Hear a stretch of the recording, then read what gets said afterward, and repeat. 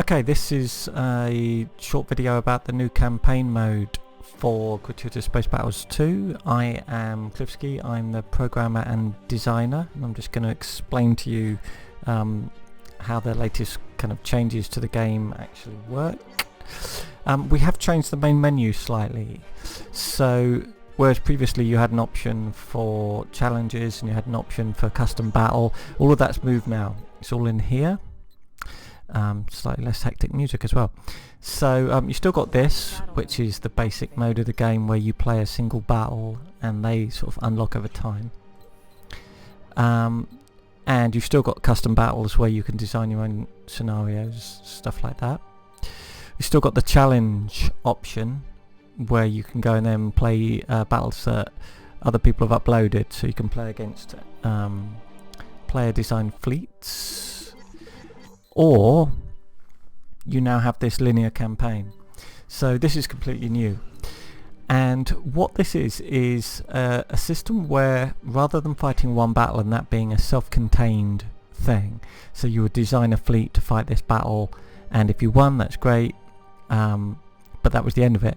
What happens now is the survivors from that victory, assuming you won, you then go on to use in the next conflict and the next one and the next one.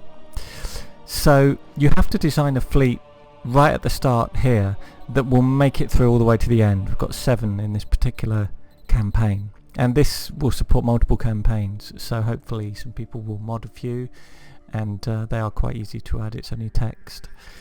So I've actually got a save game here from a previous battle, but if I ignore that and I think, right, I'm going to fight this campaign and click here, I'm loaded in a fleet that I've prepared earlier. So this is completely normal. This is exactly what you expect. This is a normal deployment screen for the game, except that there's no difficulty levels for the campaign. They don't exist. So these are all ship designs as you would expect, and you can, you know, deploy ships and give them orders and all that kind of stuff. So that's completely normal, and you would fight that battle. Now at the end of that, it will, presuming that you win, it will save out a new sort of save game. So if I go back, it will save out this. So here I've only got one saved in battle from today, but you could have dozens of victories at the first one that brought you to here, and it's saving them out by the date and time. So if I load that in, this is battle number 2. Now obviously it's different because I'm fighting against a different opponent and we're fighting at a different angle and everything, etc.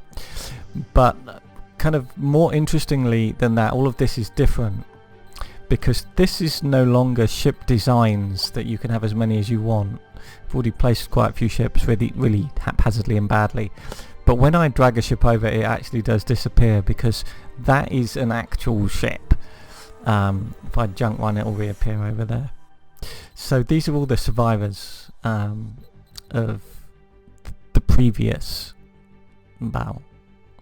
So this fleet might be quite small. If we really screwed up, you know, we might not have an entire fleet. And you'll notice some of my fighter squadrons here are depleted because presumably they lost a few ships in the Gratuitous Space Battle before them.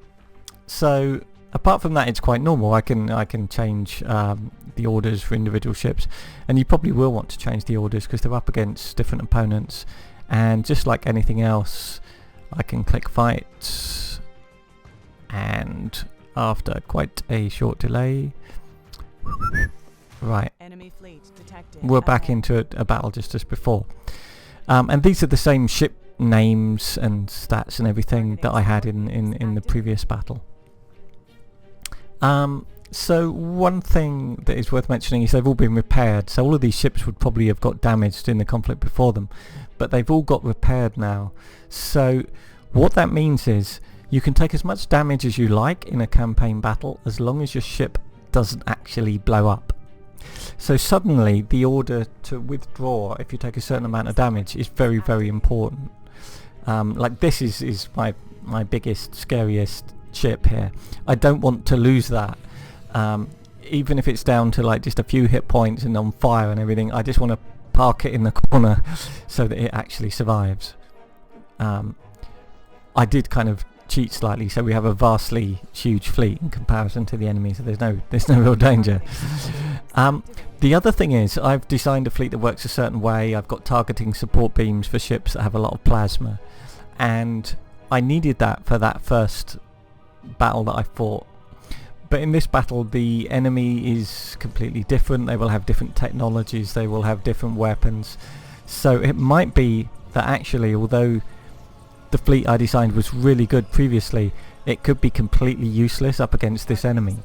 So what that means is you need to design a fleet that can beat anyone, which is a lot harder and a lot more interesting than just kind of like fitting your choices to a particular enemy that you've already seen and got beaten by. So you have to be thinking more like a sort of all-round fleet designer than you would be before, which hopefully makes it a bit more interesting.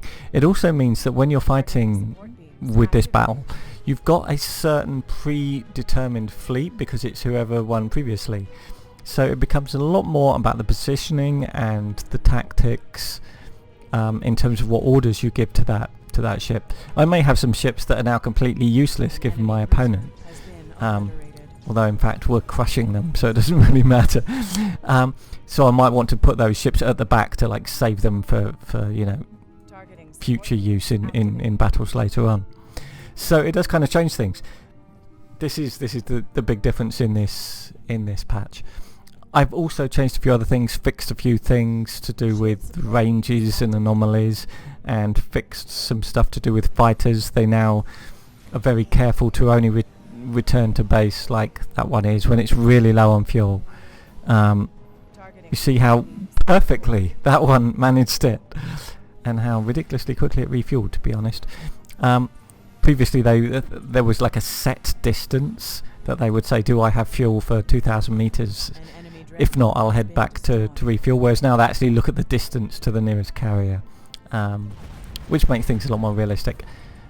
We're clearly going to win this particular battle, but will we win the whole campaign? That is, you know, the new question.